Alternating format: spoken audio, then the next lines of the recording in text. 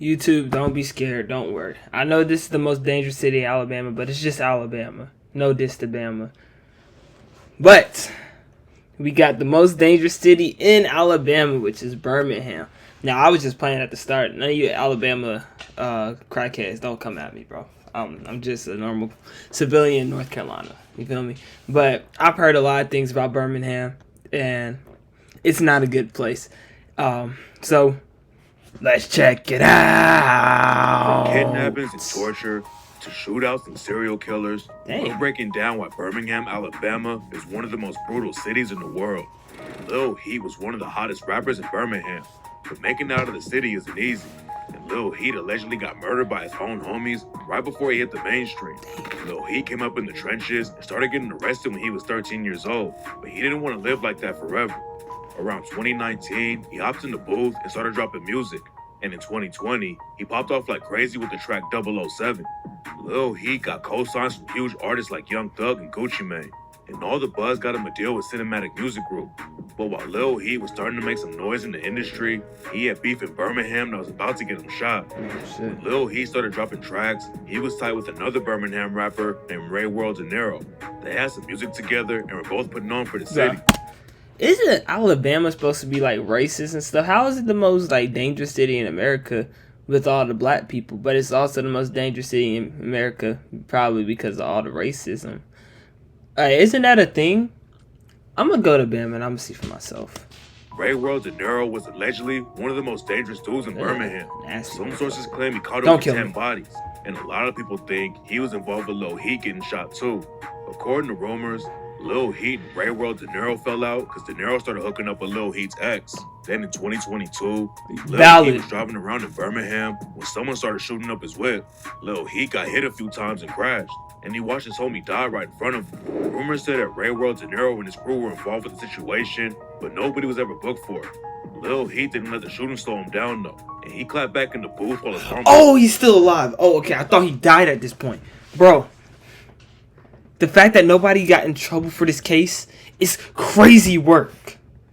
And the guy watched his... I don't know none of the Bama rappers. I'm gonna be real with y'all. But the fact that he watched his homeboy die in the car, bro, that's a villain arc, low key. You need to start a villain arc. The sling and dissed De Niro when he rapped, "That hoe you call your BM used to be my bobblehead." Oh! That's his big homie chain. Them his big homie racks. Knowing after he take that Wow. photo, he gotta give that paper back. Wow. Lil Heat thought What did he say? Racks. That his big homie chains. That's his big homie's chain. Them, say it for me, please. Used to be my bobblehead. I'm not a rapper. And that's his big homie chain. Them his big homie racks. Knowing after he take that photo, he gotta give that paper back. No! Yo, whoever this other guy is, he low-key can start a villain arc too. This is low-key killable. I'm not even gonna lie to y'all. It's not even at this point like, this is crazy. Lil Heat thought he got snaked by his own homie. And on the same track, he said, "They pulled an inside job. I watched my nigga die outside. And I put the blame on me, because all I had to do was drive. And let that nigga drop their nuts and rap. I bet they mamas cry. Niggas know we ain't getting even. What the fuck is eye for eye?" De Niro was sending shots too. And Lil Heat's fan wanted him to get out of the city before it was too late. 1 week after Lil Heat got shot and his homie died, Lil Heat took another loss when his cousin 41st AJ was shot and killed at a gas station. Lil Heat and 41st AJ were both affiliated with a crew called 420, and that's why Ray World De Niro dropped the track 420 Smoke Session and dissed him. De Niro ripped a set that beef with 420 called H2K, aka Hard to Kill, and De Niro was self-snitching after 41st AJ got killed. According to rumors, the killing started when Ray World De Niro murdered 41st AJ's cousin, Jash Bizzle. 41st AJ allegedly clapped back and killed De Niro's homie Trigger, and that's why Ray World De Niro allegedly pulled the trigger on 41st AJ. Lil Heat knew that he couldn't trust anybody around him, and his plan was to move out to Atlanta and focus on music. But instead of taking the money he made from Cinematic Music Group and leaving Birmingham, Lil Heat stuck around and it cost him his life. In May 2023, Lil Heat was ambushed by some shooters in the middle of the day. The police think he got set up, and the shooters dumped over 20 shots at Lil Heat. 20? Paramedics found him bleeding out on the street, and they rushed him to the hospital to save him. Lil Heat lived for another 6 weeks in the hospital, but the gunshots did too much damage to recover from, and he tragically didn't make it out alive. Bro. Nope. The fact that he survived for a month and a half is crazy work. 20 shots. You feel me? 20 shots. Low key, I think I'm one tap. I'm not even gonna lie. I'm like 150 something. I'm definitely one tap. The fact that he survived 20 of them things coming at him, I would have been one tapped right then and there. Was ever booked for pulling the trigger on Lil Heat, but now Ray World De Niro is fighting 3 other murder cases, and a lot of people think he was involved with the Lil Heat hit too. Some sources claim Ray World De Niro caught over 10 bodies, but that's still not even close to what a dude named Damian McDaniel did in Birmingham. 2024 is one of the most violent years in Birmingham history, with 151 people getting killed. And what makes the situation even crazier is that Damian McDaniel was allegedly involved with 30% of the murders that year. Dang, 30%? McDaniel's killing spree started way before that. Back in 2019, Damian McDaniel got hit with 2 attempted murder charges after he shot up somebody's whip. He pleaded guilty, and the judge handed down a 15-year sentence in Is that my junk doing 2023. But 13 years of the sentence were suspended, so Damian McDaniel was back out on the streets right after the trial ended.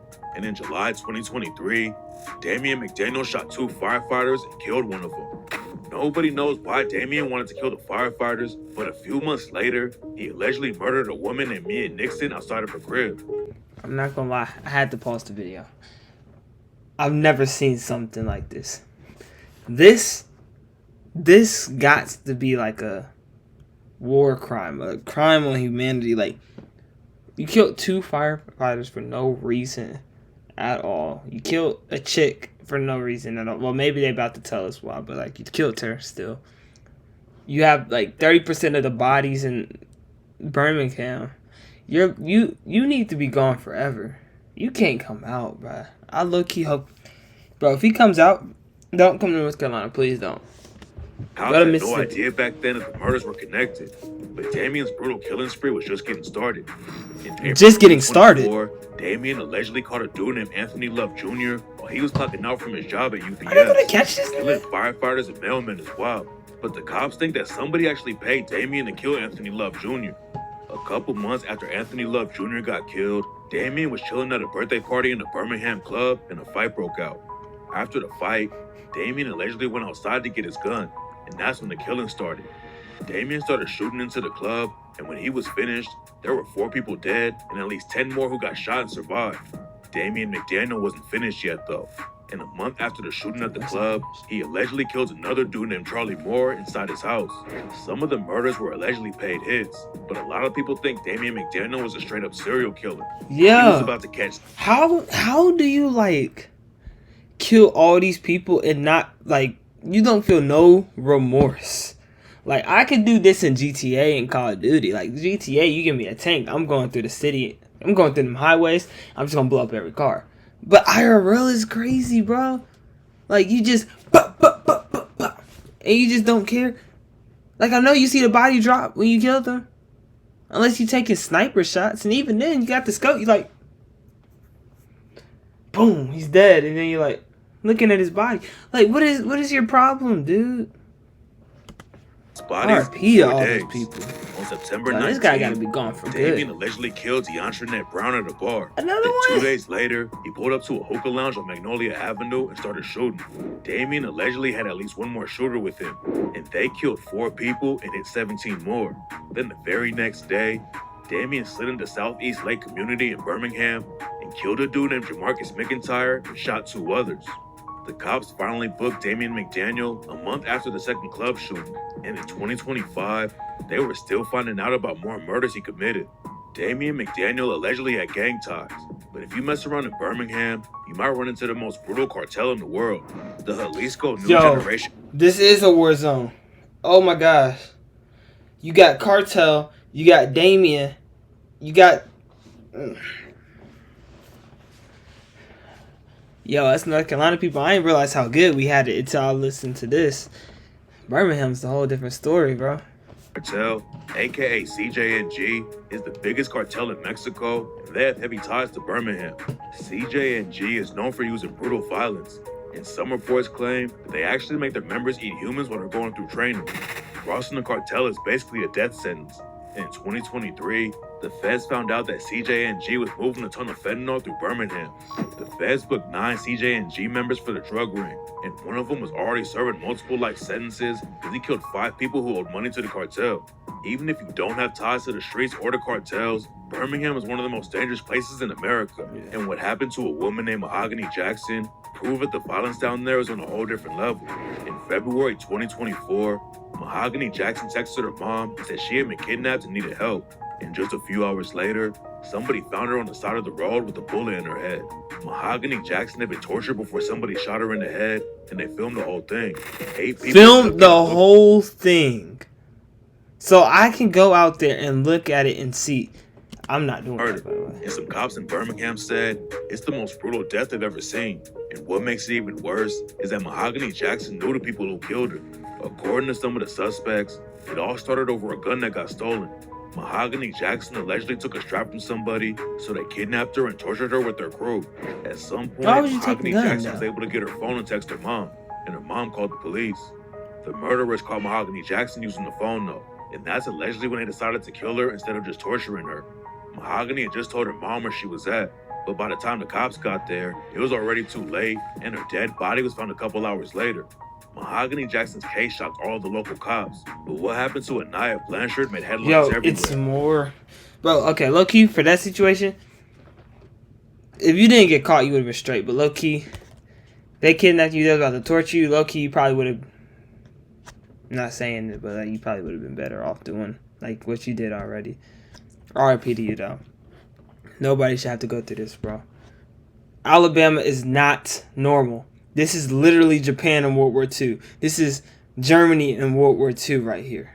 Japan was even worse. This is Unit 732. The whole city of Birmingham is Unit 732. In 2019, Anaya Blanchard went missing after she told her roommate we should react to something like that. Her roommate didn't think it was weird at first, but when Anaya didn't come back home the next day, the cops got involved with the situation.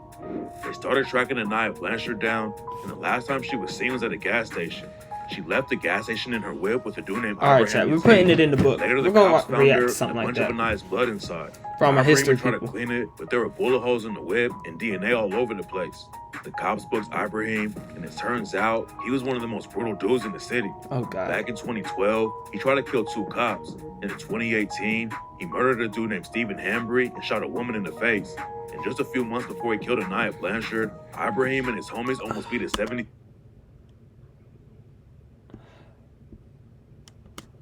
man to death while they were robbing him. Most of the violence going down in Birmingham happens in poor neighborhoods, but being rich doesn't mean you're safe either. And one time, a millionaire got kidnapped, and the kidnappers even brought their kids on the crash out. In September 2020, Matthew Burke and his girlfriend Tabitha Hodges broke into a house in Birmingham where a 75-year-old millionaire named Elton Stevens was living.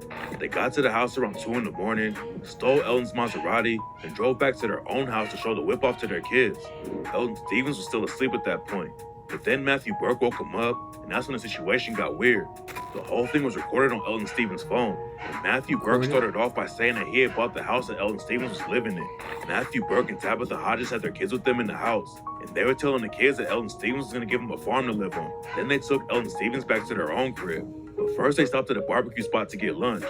Elton tried to jump out of the whip, but Matthew Burke pulled him back in and took off. After they got to Matthew and Tabitha's house, they forced Elton to transfer $250K to their bank account, and then they took Elton to his house and dropped him off like nothing happened.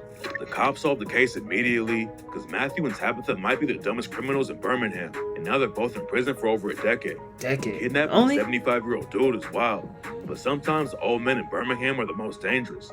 Like a 70-year-old who killed 3 people at a church in 2022. On June 16th, 2022, Robert Smith walked into a church that was hosting a potluck dinner and started shooting. He killed 3 people off the jump and would have murdered even more. But then a 79-year-old dude named James Musgrove hit Robert Smith in the head with a chair and took his gun away. Some hoods in Birmingham are so violent that the cops tell people they shouldn't even stop for gas. And in 2024, a wild shootout went down at a gas station on the 800 block of 3rd Avenue West. Nobody knows what sparked the situation, but shooters started busting at the gas station and bullets were flying in every direction. Over 150 shots went off and hit cars, buildings, and people. One dude ended up dead, and at least 6 more got shot and survived. Birmingham is getting more deadly every year. And some locals say it's because guns are so cheap and easy to get. According to some sources, you can get a Glock with a switch for $120. Only He 120? is a rapper from the Nah, I've seen some guns for like 600. What's going on? and he said that switches changed everything. See, them switches got to the city. Them switches. Yeah. Switches fucked up a lot of shit there. Yeah. All cities, really. Real shit. What makes the story even crazier is that in 2020,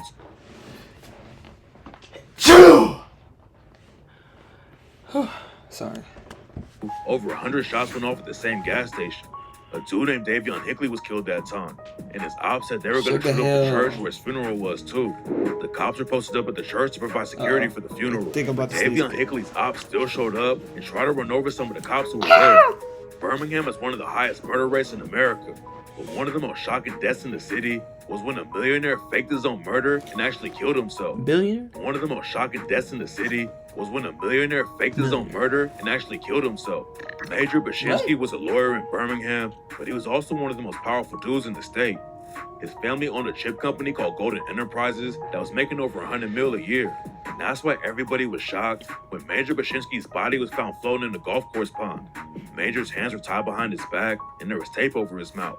And there was a letter in his pocket that called Golden Enterprises vampires who abused their workers. At first, everyone thought Major had been killed by someone who worked at the chip company, but the truth was way weirder. After the autopsy was finished, the coroner said that Major had taped his own mouth shut and shot himself in the head. Major's hands were tied too, but the rope was loose and wouldn't have stopped him from pulling the trigger. Nobody knows why Major tried to make his own suicide look like a murder, and it's still one of the weirdest deaths in Birmingham's history. All right, so obviously we know a lot of stories. What? Ooh. Is the video in? Okay. Wow. Okay. Well, y'all know what I'm about to say. Make sure you like, subscribe, comment, and I'll see y'all in the next video.